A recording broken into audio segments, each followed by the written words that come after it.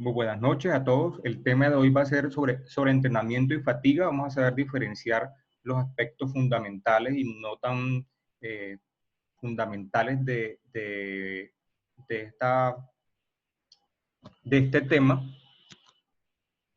Es un tema bastante apasionante que muchas veces ve afectado el rendimiento del deportista y no sabemos por qué.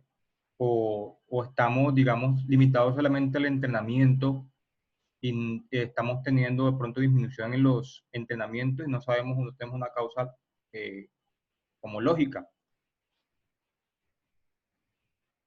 ¿Cómo se define el sobreentrenamiento? El sobreentrenamiento es un síndrome configurado como tal, un síndrome de sobreentrenamiento, que se cataloga como una disminución en el rendimiento por largo periodo de tiempo, dícese semanas, meses, incluso a años, asociado a fatiga persistente, un estado de ánimo alterado,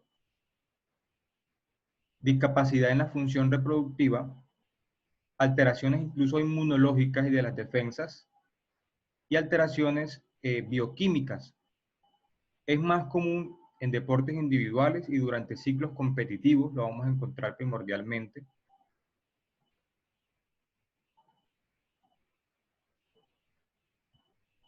Esta es la fuente bibliográfica que he decidido usar, artículo de 2016, no un artículo antiguo que podemos utilizar perfectamente, en el cual el mensaje que transmite es menos es más en cuanto a las cargas de entrenamiento cuando hay establecido un síndrome de sobreentrenamiento. Para los inquietos, ahí está la bibliografía para que detengan el video y puedan verlo más adelante. Conceptos que deben quedar claros. ¿Qué es una supercompensación? ¿Qué es una sobrecarga funcional y una sobrecarga no funcional? Entonces, en cuanto al primer concepto, una supercompensación es el resultado que se obtiene de forma de mejora en el rendimiento luego de una sobrecarga, seguido de su respectivo tiempo de recuperación, que es adecuado. Una sobrecarga funcional, en entrenamiento hablamos de un intenso entrenamiento con resultados a corto plazo de sobrecarga que puede ser compensado de forma fisiológica, es decir, que el cuerpo se recupera y obtiene una mejora. Y la sobrecarga no funcional es aquella que es extrema y que conduce a un estancamiento o disminución en el rendimiento de esas mejoras y puede perdurar por semanas o meses. Lo pueden encontrar en la bibliografía más amplia, está en inglés, lo pueden encontrar como el Overtraining Syndrome o OTS, en el cual hay test, incluso lo pueden encontrar como test de OTS, y arrancamos con este principio que todos conocemos, que es el principio de la supercompensación, en el cual se ejerce una carga de entrenamiento, esa carga de entrenamiento precede un tiempo de una recuperación sometido a una fatiga, esa fatiga estamos hablando de fatigas fisiológicas o funcionales, con una recuperación en el tiempo y al finalizar de esa recuperación adecuada, una mejoría en las capacidades, una mejoría en el rendimiento físico.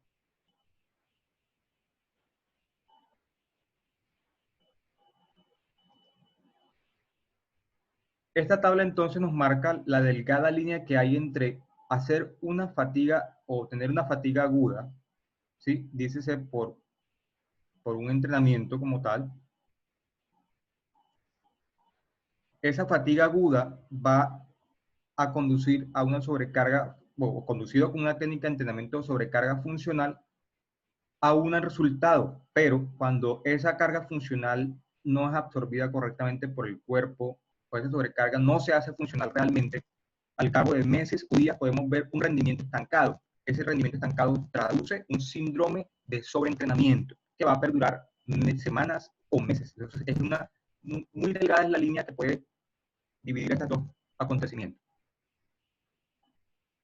La incidencia no está muy clara, es difícil medir algo como estas cuestiones. Se estimula o se estipula, perdón, que entre el 5 al 15% de las personas de élite o alto rendimiento, de muy alto rendimiento, tienen este síndrome. Y en general, atletas convencionales de 5 a 60% de prevalencia, de incidencia probable. Es más frecuente en deportes individuales, mayores en hombres. No hay un examen exacto para diagnosticar el síndrome de sobrecarga. Es un mensaje muy claro para aquellos que están inquietos en saber, ¿tengo o no tengo síndrome de sobreentrenamiento? La respuesta es, no hay un examen exacto. La valoración depende del equipo como tal, de quién conoce mejor al deportista, el entrenador, seguidamente del equipo biomédico en cabeza de la fisioterapeuta y el médico del deporte.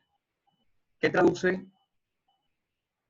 ¿Qué datos de alerta debemos tener con el deportista? Disminución súbita del rendimiento, disminuciones inexplicables del rendimiento, que es específico del deporte, es decir, no todos vamos a manifestar una disminución del rendimiento igual. Se asocia a problemas en el estado de ánimo, del humor. Este síndrome persiste meses y semanas de recuperación o tarda todo ese tiempo y se deben diagnosticar luego de haber descartado otras cuestiones como lo son enfermedades como tal, infecciones que pueden estar camufladas ahí, alteraciones en la nutrición, hasta aspectos psicológicos.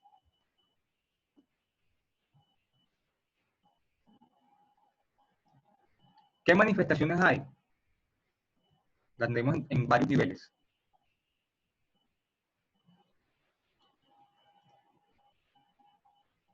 Tenemos varios niveles en cuanto a las manifestaciones de un síndrome de sobreentrenamiento. A nivel muscular, en general, disminución de la fuerza muscular, fuerza de contracción muscular, dolor articular y muscular que no desaparece tras periodos de descanso habitual, aumento en las frecuencias de las lesiones de forma extraña e inexplicable, tanto a nivel muscular como en tendones y articulaciones.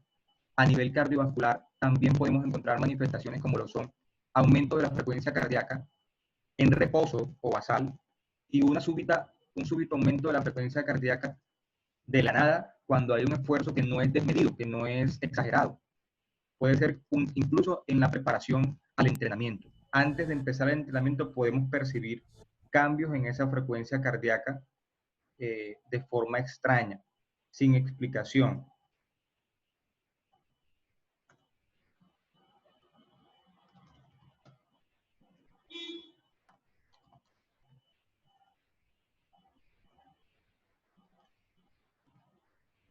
¿Qué otros aspectos podemos encontrar?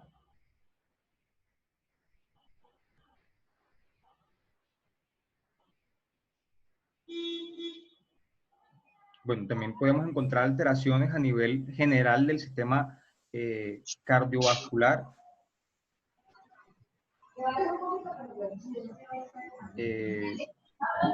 aumento de las lesiones. Esa evidencia de esas lesiones puede, a veces es inadvertida tanto por el entrenador como por el resto del equipo. Hay un aumento en la frecuencia, en la tensión arterial en reposo y del ejercicio, sobre todo la tensión arterial sistólica. Y vamos a ver que el deportista a veces nos manifiesta alteraciones tipo extrasístoles o taquicardia. El deportista lo va a manifestar como un pulso acelerado o una taquicardia. A nivel urinario, hay un aumento en la excreción, es decir, la orina se va a modificar y vamos a encontrar en los exámenes de orina aumento de nitrógenos, creatininas y catecolaminas. A nivel psicológico, y es la parte más visible que se puede ver afectada, las alteraciones en la irritabilidad y agresividad, alteraciones en el sueño tipo insomnio, disminución del rendimiento con falta de concentración, falta de atención, es lo más visible. En la sangre hay algunas cuestiones que se aumentan. Mi idea es mencionarlo de manera general porque se disminuyen las defensas, se afecta la producción de las células de defensa, es decir, se baja la producción de los glóbulos blancos, hay una disminución en el ácido ascórbico, la vitamina C, en su absorción, hay disminución en la absorción de vitaminas, sobre todo el complejo B. Por eso algunos deportistas empíricamente aplican complejo B para lesiones musculares inexplicables y no está del todo descabellado, pero no es indicativo. Hay un aumento en el lactato y se puede medir con los índices de fatiga. También hay un aumento de las hormonas, sobre todo el cortisol y de las hormonas producidas por la tiroides. Hay un mayor aumento del catabolismo proteico, es decir, las proteínas se destruyen en mayor medida que antes. Hay una disminución en los niveles globales de la testosterona.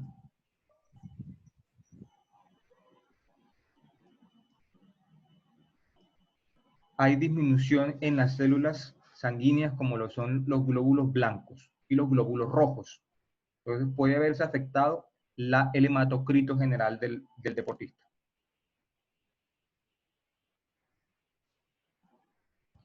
También tenemos afectaciones en el metabolismo basal, es decir, la persona puede variar de peso, incluso puede haber una disminución en la suficiencia energética, puede haber pérdida de peso inexplicada, pérdida de apetito, sensación de agotamiento inexplicada, disminución en la coordinación neuromuscular e hipoexcitabilidad neuromuscular. Entonces, el diagnóstico como tal del sobreentrenamiento se da por cambios en el rendimiento y el estado de ánimo. Es totalmente verdadero esta cuestión, esta afirmación. Hay alteraciones alimentarias que lo pueden provocar, como esas dietas restrictivas, bajas en consumo de carbohidratos, sobre todo, que suprimen por completo los carbohidratos. Hay un imbalance notable entre la carga y la recuperación, que es el desencadenante de todo este síndrome. El entrenamiento monótono y los problemas personales y emocionales favorecen también a un sobreentrenamiento. Hay anorexia nerviosa, puede coexistir anorexia nerviosa con bulimia. Encontramos entonces una tríada que podemos catalogar, en el cual en el centro va a estar una fatiga matinal. El deportista manifiesta siempre fatiga en las mañanas. Y si encontramos además en esa misma tríada sueño, falta de apetito y alteraciones en el comportamiento, estaríamos ante una sospecha visible de sobreentrenamiento. Las precauciones que debemos tener cuando el deportista nos manifieste frases como las siguientes: debilidad con cargas usuales de entrenamiento, que no tenga ganas de entrenar o que tenga poca energía, que el deportista diga, es que me siento agotado cuando la carga no se ha aumentado. Hay que estar muy atento. Hay un test que se puede encontrar en internet, que es el test del doctor William O. Roberts. Este test trata de puntuar aquellas cuestiones manifestadas por el deportista. Sin embargo, no es un test aprobado por completo. Tengan mucha precaución al aplicarlo. Evalúa entrenamiento, ciclo de sueño, conciliación del sueño, el estrés y la nutrición, y le dan puntaje. En los puntajes tenemos que si es 0 o menos, está pasado con el entrenamiento. De 1 a 3 está a mitad del entrenamiento y más de 4 sería lo normal.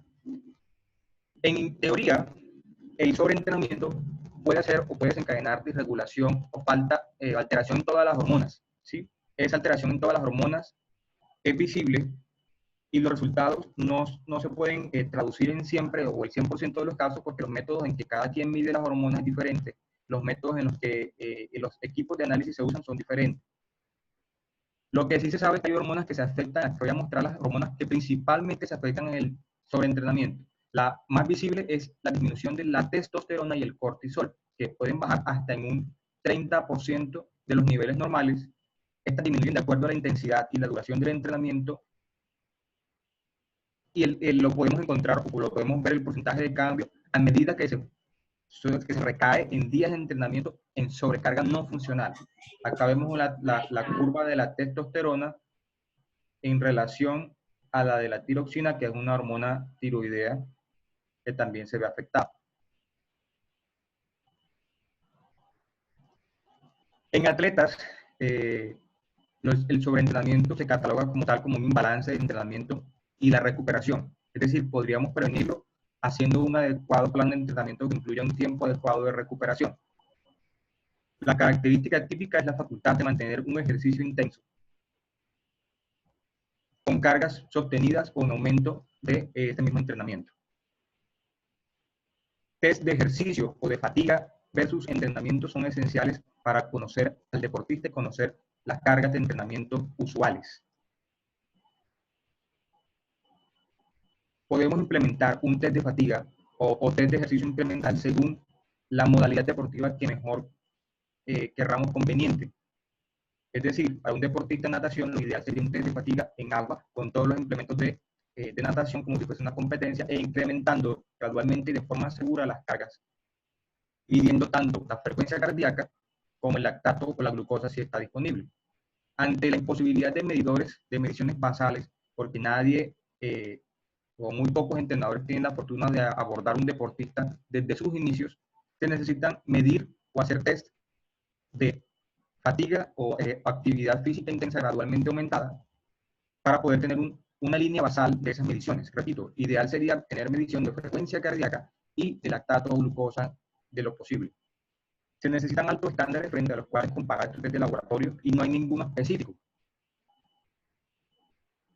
En acuerdo general, podríamos decir que el síndrome de sobreentrenamiento tiene estados afectivos negativos con perturbaciones psicológicas, que existen cuestionarios para medir esos grados de estrés, que es totalmente aceptado utilizarlos, que hay instrumentos psicométricos que demuestran ventajas en la medición de estrés y de alteraciones como ansiedad, que la depresión es la más expresada en el síndrome de sobreentrenamiento, sobre todo en los periodos de sobrecarga, y estos cambios de ánimo indican o son indicadores útiles para tomar una medida de rendimiento y compararla.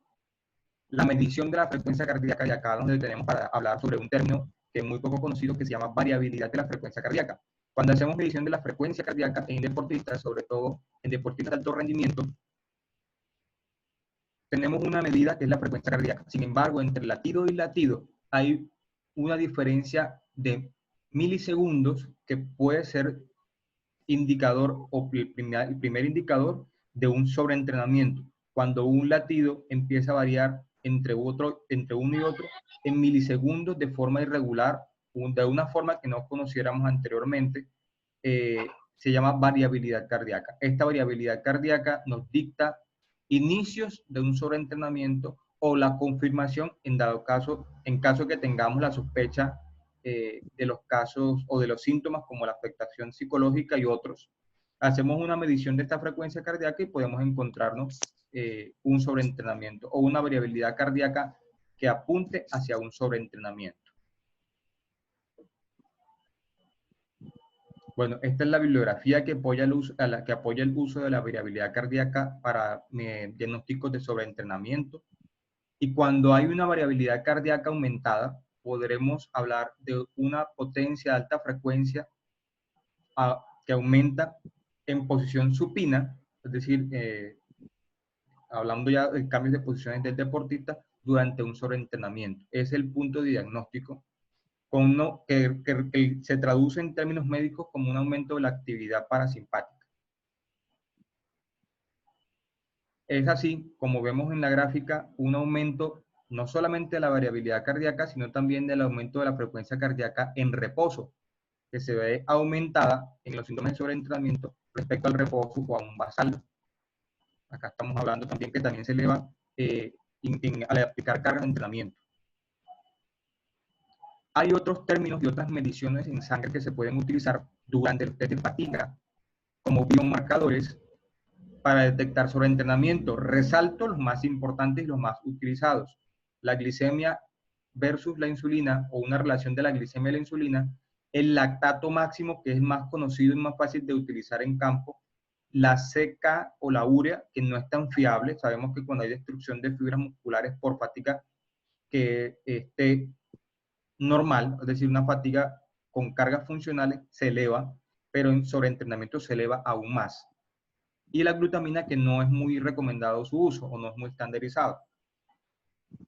Esta gráfica rápidamente lo que quiere decir es que hay una baja en las defensas cuando la persona está en sobreentrenamiento. Acá vemos las defensas de una persona o la frecuencia de infección de una persona en sedentarismo que está en riesgo medio, una persona que hace ejercicio moderado que está en riesgo bajo y una persona que hace ejercicio en sobreentrenamiento que está en un alto riesgo. ¿Cómo se previene? Y con esto quiero dejar un claro mensaje, que es un síndrome totalmente prevenible. Se debe registrar diariamente la carga de entrenamiento para conocer a nuestro deportista. Debemos de realizar cuestionarios de estado de ánimo, rendimiento y test de fatiga, medición de la calidad de sueño de nuestro deportista de manera retrospectiva. Debemos de tener un entrenamiento diario estructurado, hacer pruebas psicológicas de medición de estrés, ansiedad, y observar a nuestro deportista, los hábitos que tiene, su rendimiento, cómo está manifestando los signos indirectos de bajo rendimiento en las prácticas, por lo menos. Y si todo esto falla y no se puede prevenir o no se pudo prevenir, se debe de asistir a la consulta con un médico del deporte.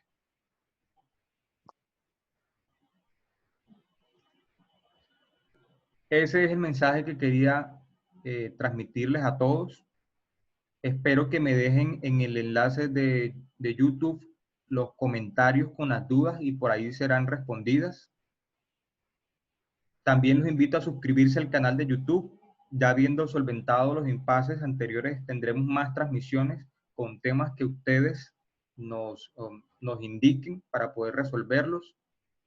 Espero de que haya sido de vital ayuda. Por favor, contácteme ante cualquier duda, cualquier comentario. Estaré dispuesto a escuchar sus comentarios.